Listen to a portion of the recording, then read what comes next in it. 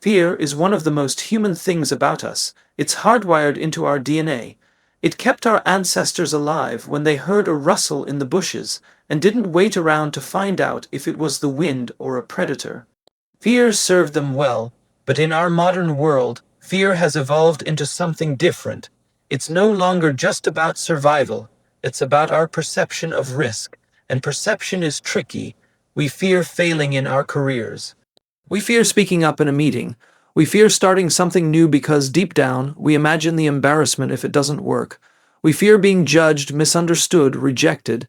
And here's the problem: when fear takes the driver's seat, it doesn't just protect us, it paralyzes us. Think about it. How many ideas never got shared because someone was afraid of looking foolish?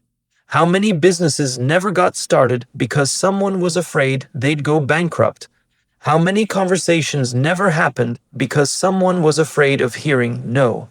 I once met someone who had an incredible vision for a project, bold, exciting, exactly what their industry needed, but they sat on it for years, telling themselves the timing isn't right, or I'm not ready yet. The truth: the timing wasn't the issue. Readiness wasn't the issue, fear was. And fear always finds a very convincing story to keep us in our comfort zone. Here's what we need to remember: courage is not the absence of fear. Courage is action despite fear. If we wait for fear to disappear, we will wait forever. Fear doesn't vanish before we move, it fades because we move. The people we admire most aren't fearless. They've simply decided that what they're working toward matters more than the discomfort they feel. They've learned to treat fear not as a stop sign, but as a signal that they're headed towards something meaningful. Fear is like a guard dog. It barks whenever we approach the unfamiliar. We can't get rid of the bark, but we can learn to walk past it anyway. Every step we take through fear rewires our mind, telling us, I survived that, I can survive the next one. So here's the challenge: the next time fear tells you to wait, or stop, or shrink, don't run from it.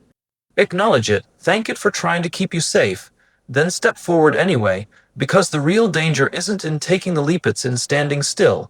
And the life you want, the impact you want to make, is always on the other side of that leap. Courage is action in the presence of fear, not the absence of it. Too often, we make the mistake of believing that people who do extraordinary things are somehow different from us, that they possess a unique ability to operate without fear. We imagine that they wake up in the morning and simply feel no hesitation, no anxiety, no doubt. But the truth is, fear visits all of us. It whispers in our ear before an important meeting. It tightens our chest before we share an unpopular opinion. It paints vivid pictures of failure before we even begin.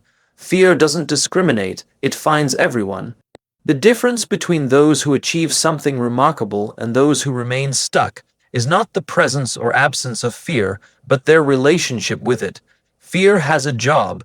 It's there to keep us safe, to prevent us from stepping into situations that could harm us. The trouble is, fear doesn't know the difference between actual danger and perceived discomfort. The same biological response that once helped our ancestors avoid predators now kicks in when we consider making a presentation or launching a new idea. Our hearts race, our palms sweat, our minds imagine worst-case scenarios, and we interpret these feelings as a sign to stop. But what if these sensations weren't a warning to retreat, but a signal that we are about to do something meaningful? When we understand that courage is not a magical state where fear is gone, but the choice to act in spite of fear, we begin to see that our feelings are not the obstacle, they are the path. A leader who stands up for their team in a tense meeting isn't doing so because they're fearless. They're doing it because their cause matters more than their comfort. An entrepreneur who pitches a bold idea to investors isn't doing it because they've silenced all doubt.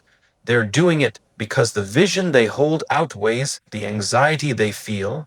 The moment we accept that fear will ride along with us on any worthwhile journey, it loses its power to paralyze us. Action, even the smallest step forward, begins to weaken fear's grip. Each time we make the call, send the proposal, raise our hand, or try something new, we prove to ourselves that fear's predictions are rarely accurate. The imagined catastrophe doesn't happen, or if it does, it's far less devastating than we thought. This lived experience rewires our thinking. We start to see fear not as a barrier, but as a companion we can acknowledge, respect, and move with, rather than be stopped by. The irony is that waiting for fear to vanish before we move is the surest way to remain stuck. Fear fades only after we act, not before.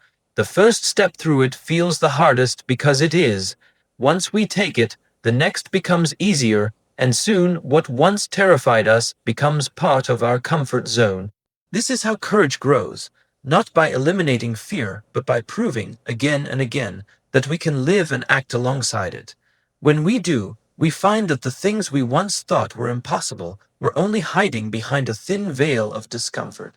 The life you want is always on the other side of the leap. Most people spend their lives standing at the edge, looking out at what could be.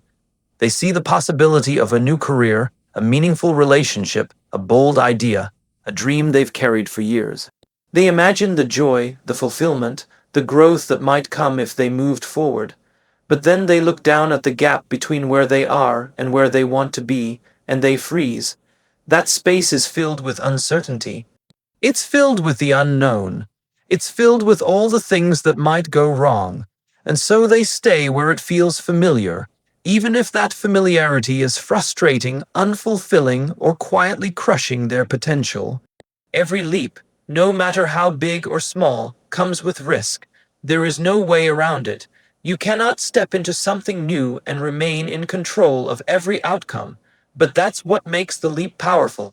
It demands trust. Trust in your own abilities, trust in your capacity to adapt, trust in the idea that even if it doesn't go perfectly, you will learn and grow in ways you never could have otherwise. The leap is not just about reaching the other side. It's about who you become in the process of crossing. The fear of the leap often comes from overestimating the cost of failure and underestimating the cost of staying still. When you leap, yes, you might stumble, you might make mistakes, you might face criticism. But when you don't leap, you quietly trade your future for a sense of short-term comfort. Days turn into months, months into years, and eventually the dream fades. You tell yourself it wasn't meant to be, but deep down, you know the truth. It wasn't fear that stopped you, it was the decision not to act in spite of fear. Taking the leap rarely feels convenient. You will never find a moment when every variable is perfectly lined up, when every piece of the puzzle is in place. If you wait for that moment, you will be waiting for the rest of your life. Those who make the leap don't do it because they've eliminated doubt. They do it because they've decided the cost of not trying is too high. They know that the possibility of a better life is worth the discomfort of uncertainty. On the other side of the leap is growth, opportunity, and often a version of life you couldn't have fully imagined when you began. You might land exactly where you hoped, or you might end up somewhere completely different but equally meaningful. The leap opens doors you didn't even know existed because it puts you in motion, and motion creates momentum. Each step forward brings new perspectives, new skills, new connections, and new levels of confidence. The people who inspire us, who create, build, and lead, all share one thing in common. They took the leap. They stood at the same edge you might be standing at now, felt the same fear, and jumped anyway. And that's why they live on the other side of the gap, in the place where growth and possibility live, the place where comfort no longer dictates the boundaries of their life.